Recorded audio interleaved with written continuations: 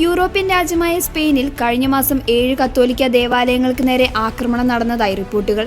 സ്പെയിനിലെ observatory for religious freedom and conscious പുറത്തുവിട്ട റിപ്പോർട്ടിലാണ് ഇക്കാര്യമുള്ളത്.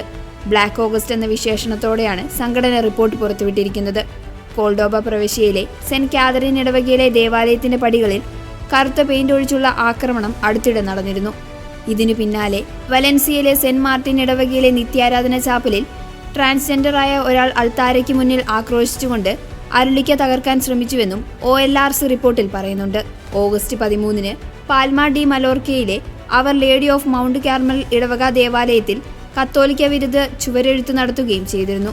ഇതിന്റെ പിറ്റേന്ന് വലൻസിയ കത്തീഡ്രലിൽ വിശുദ്ധ കുർബാന അർപ്പണത്തിനിടെ മദ്യപിച്ചെത്തിയ ആൾ കപ്പ്യാരെയും ഇടവകക്കാരെയും ആക്രമിച്ചിരുന്നു. ഓഗസ്റ്റ് 17-ന് ഗ്രാനഡ പ്രവിശ്യയിലെ അൽബോനിലുള്ള സെന്റ് ജെയിംസ് ഇടവകയിൽ അതിക്രമിച്ചു കയറിയ അതിക്രമി നിരവധി രൂപങ്ങൾ തകർക്കുകയും തീ കൊളുത്തുകയും ചെയ്തിരുന്നു.